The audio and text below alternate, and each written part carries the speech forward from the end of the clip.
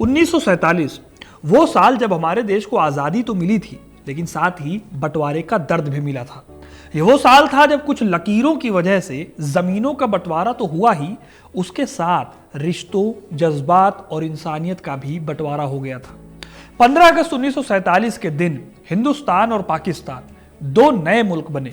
पाकिस्तान के भी दो हिस्से थे, एक ईस्ट पाकिस्तान और दूसरा वेस्ट पाकिस्तान।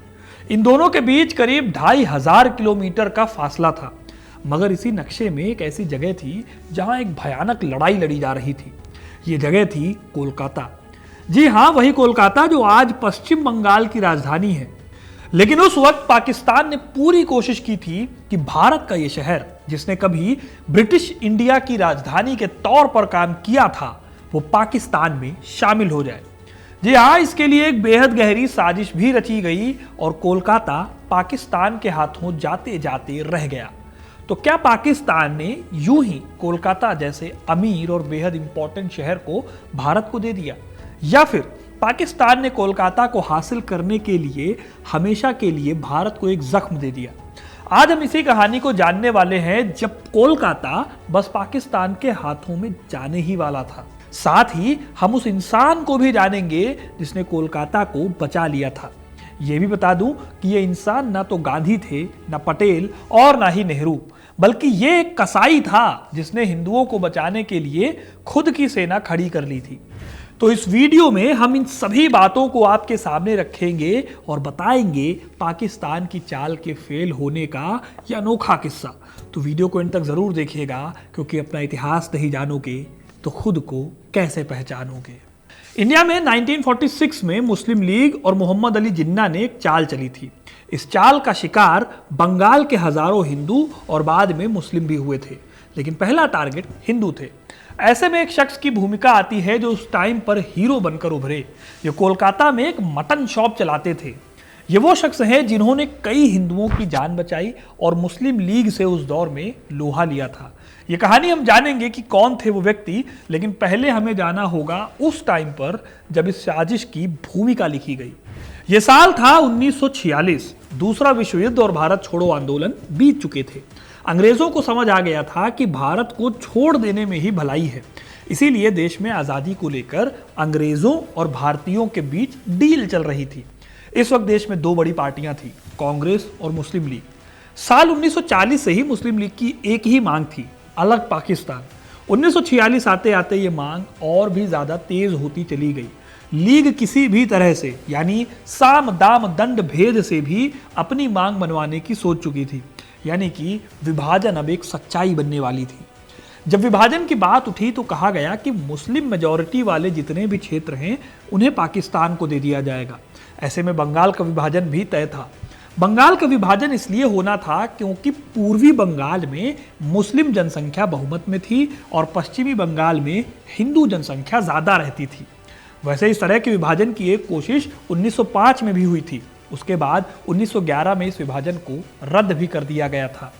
लेकिन तब तक इस क्षेत्र में वो अलगाववाद पनप चुका था जिसके लिए अंग्रेजों ने बंगाल का बंटवारा किया था। आजादी के बाद यही पूर्वी बंगाल पाकिस्तान का हिस्सा बनने वाला था।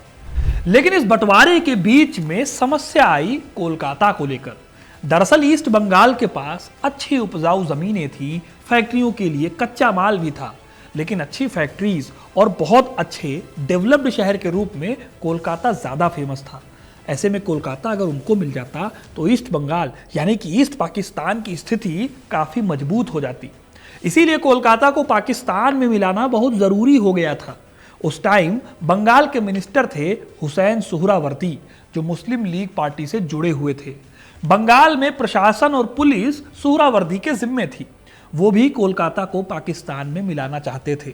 ऐसे में सुहरावर्दी ने सबसे पहले यह किया कि उन्होंने बंगाल पुलिस फोर्स से बिहार हिंदू पुलिस फोर्स को हटा दिया और उसकी जगह पर यूनाइटेड प्रोविंस यानी कि आज के यूपी के पठान और मुस्लिम पुलिस वालों को अपॉइंट करना शुरू किया। साल 1946 की शुरुआत से ही बंगाल की हालत खराब होने लगी थी। फरवरी से ही भड़काऊ भाषणों और लेखों के जरिए जनता को भड़काया जा रहा था। मुस्लिम जनता को यह समझाया जा रहा था कि किसी भी हाल में पाकिस्तान को हासिल करना है। इस तरह बंगाल में हालत बहुत खराब हो चुकी थी। आजादी और विभाजन की घोषणा होने से पहले ही बंगाल एक बारूद पर बैठ गया था, जिसे बस एक चिंगारी की देरी थी। फिर 13 अगस्त 1946 के दिन इस बारूद में आग भरी जिन्ना के एक भाषण में। 13 अगस्त 1946 के दिन भाषण देते हुए मोहम्मद अली जिन्ना ने 3 दिन बाद यानी 16 अगस्त 1946 को प्रत्यक्ष कार्रवाई दिवस यानी डायरेक्ट एक्शन डे घोषित कर दिया और दुनिया भर के मुसलमानों से सभी व्यापार बंद करने का आग्रह किया। ऐसा इसलिए किया गया ताकि ब्रिटिश सरकार पर दबाव डाला जा सके कि वह लीग की मांग को मान ले और देश को धार्मिक आधार पर बांट दिया जाए। इसके लिए सोच समझकर 16 अगस्त की तारीख चुनी गई थी, क्योंकि उस साल अगस्त में रमजान का पवित्र महीना चल रहा था और 16 अगस्त के दिन रमजान का 18वां दिन था, जब पैगंबर मोहम्मद ने इस्लाम की खातिर जंगे बद्र को जीत लिया था। इस तरह से रमजान के 18वें दिन प्रोटेस्ट करके वो पाकिस्तान की मांग वाली अपनी जंग को जीत लेना चाहते थे। अब दोस्तों, कहानी में आगे बढ़ने से पहले बताता हूं आज की स्टोरी ऑफ द डे। दोस्तों, कलकत्ता क्रांतिकारियों की शरण स्थली रहा है। यहीं से भारत का पहला अखबार निकला था, बंगाल गजट। लेकिन क्या आपको पता है कि भारत में पहली स्ट्रीट लाइट भी कलकत्ता में लगाई गई थी? जी हाँ, सही सुना आपने। आज से करीब 125 साल पहले साल 1899 में कोलकाता की हैरिसन रोड, जिसे आज एमजी रोड के नाम से जाना जाता है, वहां पर भारत की पहली इलेक्ट्रिक स्ट्रीट लाइट लगाई गई थी। इससे पहले यहां शाम को गैस से रोशनी की जाती थी सड़कों पर। इंटरेस्टिंग बात यह है दोस्तों, इस लाइट को लगाने का काम किलबर्न एंड कंपनी ने किया था और जगदीश चंद्र बोस इस कंपनी के सिटी एडवाइजर थे। ये वही जगदीश चंद्र बोस हैं जिन्होंने साबित किया था कि पौधों में भी लाइफ होती है।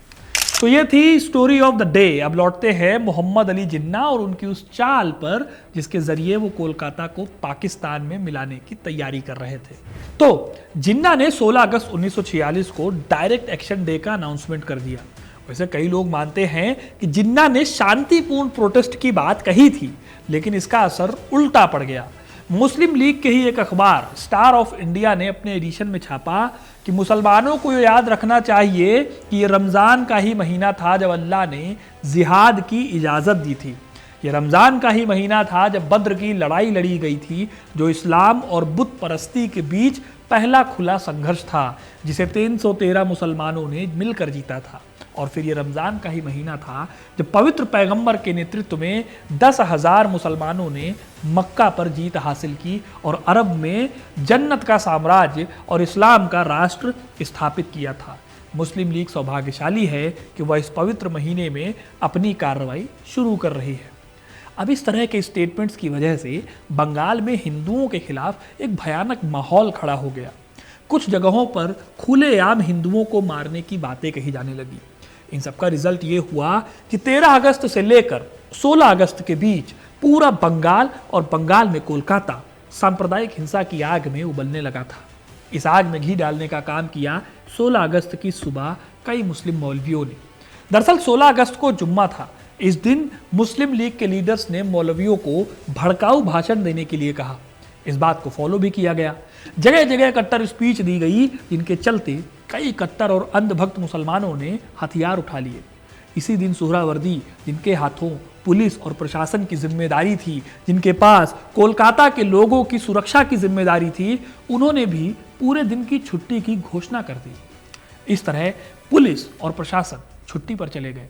नतीजा ये हुआ कि उस दिन कोलकाता पुलिस और प्रशासन के बगैर अराजक हो गया। वैसे तो हिंदुओं के खिलाफ हिंसा 16 अगस्त से पहले से शुरू हो गई थी, लेकिन 16 अगस्त के दिन शहीद मीनार से सुहरावर्दी और मुस्लिम लीग के कई नेताओं ने भड़काऊ और नफरत भरे भाषण दिए।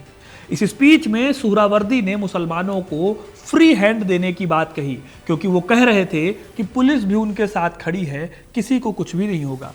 इस तरह लाखों मुसलमानों की भीड़ नफरती होती चली गई। हथियारों से लैस होकर यह भीड़ कोलकाता के अलग अलग हिस्सों में फैल गई। कोलकाता में फिर से जमकर मारकाट मचाई गई। बदकिस्मती से इस दिन हिंदुओं ने अपनी दुकानों को बंद नहीं किया था, इसलिए हिंदुओं की दुकानें और उनके मालिक से लेकर उनके नौकर चाकर सब इस हिंसा का शिकार बने। दुकानों को तोड़ा गया और उनके मालिकों को काट डाला गया। यह ऐसा नरसंहार था जिसकी कल्पना कर पाना भी मुश्किल है। कई हिंदुओं को आग लगा दी गई, बड़े पैमाने पर मर्डर और घटनाएं हुई। एक बहुत बड़ी घटना लिचू बागान केशोराम कॉटन मिल्स में हुई। कहा जाता है कि यहां पर कई लोगों की बेरहमी से हत्या कर दी गई थी। इस तरह से पूरे कोलकाता में मौत का तांडव हुआ। हजारों हिंदू मारे गए और कई हमेशा के लिए बर्बाद हो गए। कहा जाता है कि इस हिंसा में 5,000 से 10,000 हिंदुओं की बेहद दर्दनाक मौत हुई थी। कुछ रिपोर्ट्स तो ये भी दावा करती हैं कि मौतों का यह आंकड़ा 15,000 से भी ज्यादा था, क्योंकि उस दौरान कई लाशों को गंगा नदी और दूसरी नहरों में फेंक दिया गया था। कुल मिलाकर हिंदू और मुस्लिम पक्ष से 20,000 के आसपास की मौतों का आंकड़ा माना जाता है। दोस्तों, इस पूरी घटना में आरोप लगता है सुहरावर्दी पर कि उन्होंने इस हिंसा को अंजाम देने में बड़ी भूमिका निभाई थी। कोलकाता की चाहत में उन्होंने हिंदुओं का कत्लेआम होने दिया। उनको लगता था कि हिंदू आसानी से मुसलमानों से हार जाएंगे। इस हार के साथ ही कोलकाता को भी पाकिस्तान में शामिल होने की मांग को उठा लिया जाएगा, लेकिन ऐसा हो नहीं पाया। यहाँ पर एक बात जाननी और ज़रूरी है कि इस पूरे नरसंहार के दौरान सुहरावर्दी कलकत्ता में ही थे और लाल बाजार पुलिस हेडक्वार्टर में ही रुके हुए थे, लेकिन उन्होंने अपने पद का फायदा उठाया और पूरी हिंसा में वो चुप रहे। इस दौरान बड़े पैमाने पर बंगाल और कोलकाता से हिंदुओं का पलायन शुरू हो गया। इस तरह कोलकाता में भी हिंदुओं की संख्या कम हो जाती और ये शहर शायद पाकिस्तान का हिस्सा हो जाता। लेकिन मुस्लिम लीग के भड़काऊ भाषणों और तलवारों के बीच एक शख्स की एंट्री हुई जिसने इस पूरे नैरेटिव को, इस पूरी कहानी को अच्छे से पलट दिया। इन शख्स का नाम था गोपाल चंद्र मुखोपाध्याय। इन्हें लोग पाठा कहते थे। गोपाल पाठा कोलकाता में बाऊ बाजार इलाके में मलंगा लाइन पर रहते थे। इनका कसाई का काम था और ये मटन शॉप चलाते थे। अपने काम की वजह से मुस्लिम ट्रेडर्स के साथ भी उनका उठना बैठना था। कुछ लोग मानते हैं कि गोपाल पाठा सुभाष चंद्र बोस को अपना हीरो मानते थे और यही वजह है कि उनके मन में किसी के लिए कोई भेदभाव नहीं था। लेकिन जब उन्होंने डायरेक्ट एक्शन डे की तबाही देखी तो उन्होंने तय कर लिया कि वो इस हिंसा से डरेंगे नहीं, बल्कि इसका डट कर सामना करेंगे। इस डिटर्मिनेशन के बाद उन्होंने भारत जातीय वाहिनी का गठन किया और हिंसा करने वाले मुसलमानों का सामना करना शुरू कर दिया। अब मैदान में दो धड़े खड़े थे, एक जो हिंसा करने पर उतारू था और दूसरा जो इस हिंसा को रोकने के लिए हथियार उठा चुका था। जॉय चटर्जी की किताब Bengal divided Hindu communalism and partition से पता चलता है कि उनके इस काम को खूब सपोर्ट मिला और लोगों ने बहुत सारा डोनेशन दिया। कई लोग मानते हैं कि यह डोनेशन ज्यादातर मारवाड़ी लोगों ने दिया था, जो उस वक्त कोलकाता की बेहद रिच क्लास थी और साथ ही हिंसा से सबसे ज्यादा परेशान थी। इस तरह 16 अगस्त और 17 अगस्त को तो मुसलमान कट्टरपंथियों ने कत्लेआम मचाया था, लेकिन 18 अगस्त से तस्वीर बदल गई। गोपाल ने हमलावरों से बचने के लिए हिंदू इलाकों में हथियारों से लैस लोगों को छोटे छोटे ग्रुप्स में तैनात कर दिया। इस तरह से जातीय वाहिनी ने बड़े पैमाने पर हिंदुओं को हिंसा से बचाया।